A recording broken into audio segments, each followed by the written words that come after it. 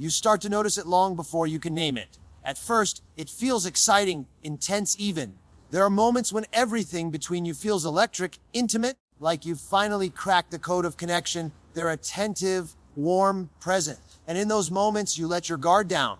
You start to believe that this, finally, is what a real bond feels like. But then, almost without warning, there's a shift. A text takes longer to arrive. Their tone feels flatter, their presence more distant. They don't fight. They just retreat. And suddenly, you're left questioning yourself, replaying conversations, searching for what you did wrong. That's the first sign of the avoidant-anxious cycle, the roller coaster of intensity and withdrawal. What makes this dynamic so insidious is that it doesn't start with distance.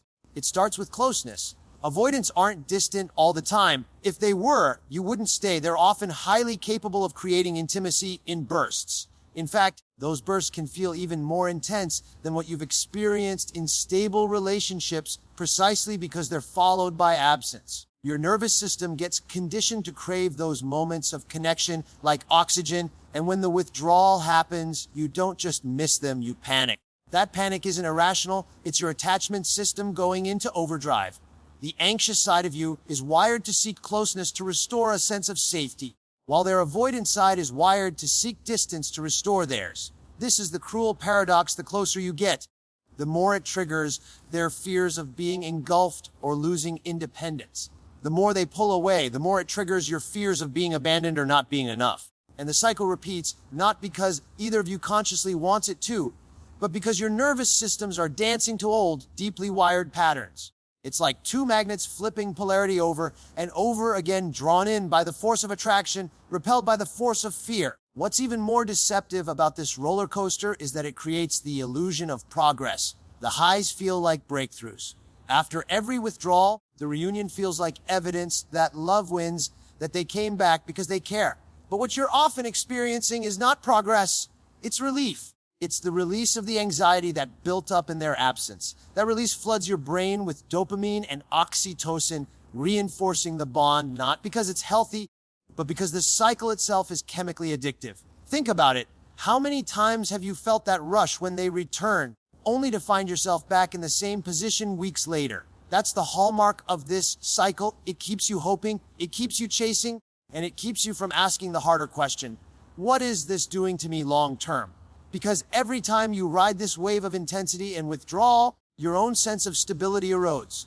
You start watching for signs, interpreting silences, bending your boundaries to keep the connection alive. You're not building intimacy, you're managing volatility. And here's the deeper truth: this cycle doesn't just happen randomly. It thrives in the space between two unhealed attachment wounds. The avoidant learned somewhere in their life that closeness is risky, that dependence is dangerous. The anxious learn that love is inconsistent, that they have to perform, pursue, or please to keep it. When these two meet, it can feel like destiny, but it's often just familiarity masquerading as fate. That's why it feels so magnetic, because your nervous systems recognize each other, even if your minds don't yet understand why. Breaking this pattern isn't about blaming them or shaming yourself. It's about naming the cycle for what it is: a loop of survival strategies colliding, not a reflection of your worth or their evil intent. When you start to see the rhythm, closeness, retreat, chase, return, you can stop personalizing every pullback. You can start asking, not, what did I do wrong, but what is this cycle asking me to wake up to? Because here's the empowering piece. The moment you recognize this pattern, you have a choice. You can keep riding it, hoping that next time the drop won't come. Or you can step off the ride and start building relationships where safety isn't something you earn by surviving chaos. It's something that exists by default. So when you catch yourself feeling that familiar pull of panic after a period of closeness, pause. Ask yourself, is this intimacy or is this intensity? Are you connecting or are you bracing for the next withdrawal? That one moment of clarity can be the first step out of the cycle, because love shouldn't feel like a test you keep failing. It should feel like a place where your nervous system can finally exhale. The roller coaster will keep running as long as you're willing to keep buying a ticket. The question is, are you ready to stop confusing the thrill of the ride with the peace of real connection? Another telltale sign you're stuck in this avoidant, anxious loop is the way communication starts to feel like a game of shadows. Think about it. How often have you found yourself analyzing the timing of a text, the phrasing of a message, the meaning behind a pause. When you're trapped in this cycle, direct communication doesn't feel safe, it feels risky. For the avoidant, being honest about their fears of intimacy or their need for space can feel like exposure. For the anxious partner, expressing their need for clarity or closeness can feel like pressure that might push the other person away. So what happens? Both start talking around the truth instead of through it. This is where the subtle manipulation creeps in. Not necessarily out of malice, but out of fear. Avoidance might give half answers, keep plans vague, or use ambiguity to create a buffer. They'll say, "I've just been busy," when what they really mean is, "I'm feeling overwhelmed by how close this feels." The anxious partner, on the other hand, might phrase a need as a question. "Do you even want to see me this weekend?" Not because they want to accuse, but because they're fishing for reassurance without wanting to seem too demanding.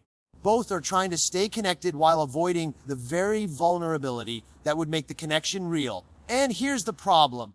When communication becomes a field of landmines, you start reacting to ghosts instead of facts. You read between lines that were never written.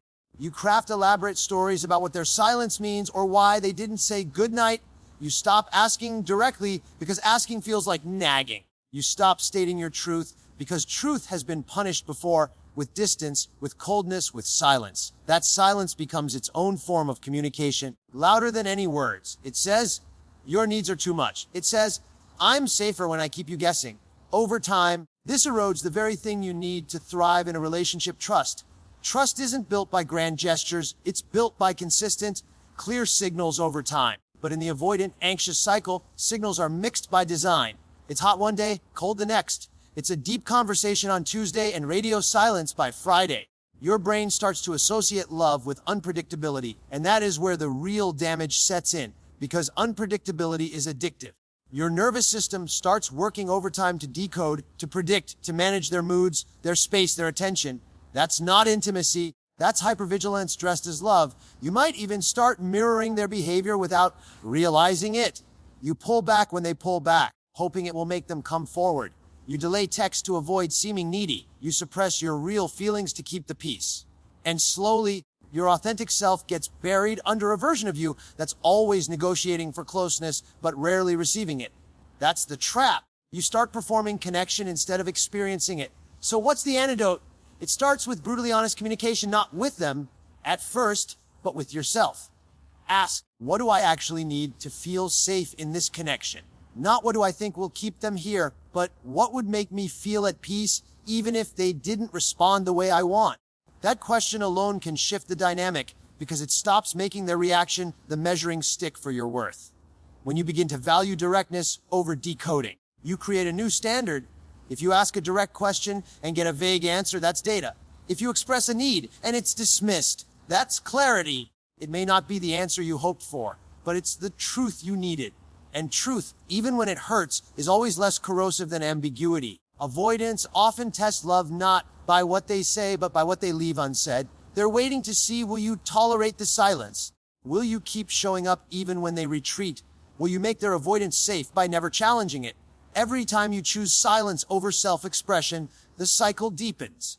But every time you choose clarity over comfort, you disrupt it. So here's the reflection I want you to hold on to. If you're constantly trying to read someone's mind, you're already losing your own peace. Love shouldn't make you a detective. It should make you a partner. And if your communication feels like a code you can never crack, it's time to ask yourself whether you're in a relationship or in a puzzle that was never meant to be solved. Another defining sign of the avoidant, anxious cycle is the rise and fall of emotional availability. It's never stable, never consistent, and rarely reciprocal. One moment, the avoidant is fully present, engaging, charming, maybe even deeply affectionate. You start to relax. You begin to believe that this time it's different.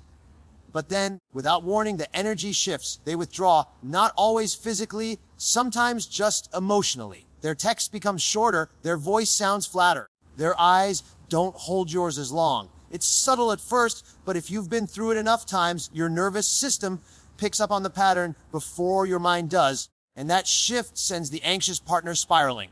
This unpredictability is not random.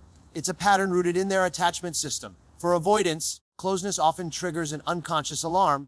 I'm about to lose my independence, or this intimacy feels dangerous. It's not that they don't want connection. Most do, deeply, but their wiring interprets too much closeness as a threat, so they instinctively create space, not always as a conscious choice, but as a reflex to maintain their sense of self. The problem is that reflex is often read by the anxious partner as rejection. And when rejection is sensed, even before it's spoken, the anxious partner leans in harder, reaching for reassurance, trying to re-establish the warmth that just slipped away. This is where the cycle becomes a loop, because the more the anxious partner pursues, the more the avoidant retreats. The more the avoidant retreats, the more the anxious pursues. Each one is reacting to the other's behavior, but neither is really addressing the underlying fear driving their own. The anxious partner isn't just afraid of losing the relationship, they're afraid that this withdrawal means they were never worthy of love in the first place. And the avoidant isn't just creating space to breathe, they're protecting themselves from the possibility of being engulfed, controlled, or emotionally suffocated. So what you see on the surface, missed calls, changed plans, a sudden coolness, is actually a battlefield of two nervous systems trying to survive. And here's the dangerous part, that inconsistency is addictive. When you get a hit of closeness, your brain lights up. When it's suddenly gone, you go into a kind of emotional withdrawal. You start craving the high of their attention even more. This is called intermittent reinforcement. It's the same psychological mechanism that makes gambling addictive. You don't get the reward every time, so when you do, it feels even more powerful. That rush of finally, they're back to how they were, keeps you hooked, waiting for the next moment of connection. Even when the space between those moments gets longer and longer. Over time, this inconsistent availability reshapes your own sense of normal. You start to tolerate more and more emotional absence because the moments of presence feel so intense. You convince yourself that the highs are proof of love, and the lows are just part of the price you pay for it. But love that comes at the cost of your stability isn't love, it's survival disguised as passion. Healthy love is not a series of tests you have to pass or withdrawals you have to endure. It's a steady rhythm, not a volatile cycle. So how do you break this? You stop measuring love by the peaks and start measuring it by the consistency of the baseline. Ask yourself when they're distant, can I still feel secure in who I am? When they withdraw, do I collapse or do I stay grounded? That's the work, not to force them to become more available, but to build your own availability to yourself. Because when your sense of safety doesn't depend on their presence, their absence stops having power over you. And here's the truth most people avoid admitting. Inconsistency is not just their pattern. It becomes yours the moment you choose to stay in it without boundaries. You begin to mirror their rhythm, waiting for them to change it instead of creating your own. The real courage is not in waiting for the next high. It's in saying, I deserve a love that doesn't make me anxious between the highs. So take this with you. If someone's love feels like a light switch you never get to control, it's not your job to become better at sitting in the dark. It's your job to ask why you keep settling for someone who keeps turning the light off. One of the clearest signals that you're trapped in an avoidant, anxious cycle is the gradual erosion of your boundaries. And not because someone explicitly told you to let them go, but because the rhythm of the relationship slowly convinced you to. You start making tiny compromises, at first answering texts immediately, even when you're busy, rearranging your plans to match theirs, tolerating moments of silence that used to feel uncomfortable, but now feel like a test of your patience. And then, before you realize it, you've restructured your emotional life around their unpredictability. You're no longer asking yourself what you need, you're asking, what do I need to do to keep this connection alive? That's how this cycle sustains itself, not through overt demands, but through the subtle reshaping of your own sense of self. For the avoidant, this erosion of your boundaries often feels like a confirmation of their deepest fear, that closeness leads to loss of independence. When they sense you leaning too far in, giving up too much, they may pull back further, not always to hurt you, but to reestablish what they feel is their emotional safety. And the anxious partner, sensing that pullback, often responds by erasing even more of their own limits in an attempt to win back closeness. It's a tragic dance where both partners are acting out their wounds, one by retreating, the other by overextending. Neither feels safe, yet both keep moving in the same loop. This slow compromise of boundaries doesn't just affect how you relate to them, it starts bleeding into every area of your life. You find yourself emotionally exhausted at work because you spent all night analyzing their last message. You avoid social plans because you want to stay available in case they suddenly reach out. You start making excuses for their inconsistency, not just to others, but to yourself. They're just busy. They've been through a lot. It's not that bad. That inner dialogue is the sound of your standards lowering in real time. And here's the deeper layer. Your nervous system is learning that love equals self-abandonment. Every time you push aside your own boundaries to maintain the connection, you reinforce the belief that being loved requires shrinking yourself. That's not just a relationship dynamic, that's a psychological imprint. And once that imprint sets in, even if the relationship ends, it can shape how you approach the next one and the next one after that. You start preemptively bending, assuming that to be chosen, you must always adjust, tolerate, absorb. Breaking that pattern doesn't start with changing the avoidant partner. It starts with noticing where you've already disappeared in the name of keeping them close. It starts with asking yourself, when was the last time I said no and meant it? When was the last time I let silence be silence instead of filling it with reassurance? Boundaries are not walls. They are the structure that allows connection to be real instead of desperate. Without them, every act of love becomes a transaction you give more, hoping they'll stay. And I'll tell you something that might sting the moment you start reclaiming your boundaries. The relationship will change. Sometimes it will deepen, because a healthy person, even an avoidant one, often responds to healthy limits with respect. But sometimes it will crumble, because the cycle relies on your willingness to bend. And that's the part many people fear the most. The possibility that standing in your truth will reveal that the other person never intended to meet you there. So what does reclaiming those boundaries look like? It looks like saying, I won't chase you into silence anymore. It looks like filling your calendar with your own life, not leaving it open in case they suddenly decide to step in. It looks like being willing to tolerate their discomfort when you stop over-accommodating without rushing to fix it. It's not dramatic, it's steady. It's the act of returning to yourself one decision at a time. And here's the truth. Love that only thrives when you disappear is not love worth keeping. The real test of any relationship is whether it allows both people to remain whole while being connected. So if you're in this cycle right now, here's your moment of clarity. Stop waiting for them to draw the line. Draw it yourself. Because the more you practice boundaries, the more you remind your nervous system my worth is not negotiated in moments of silence. My value is not proven by how much of myself I can erase to make someone else stay. The question isn't whether they'll change. It's whether you will stop trading your peace for their presence.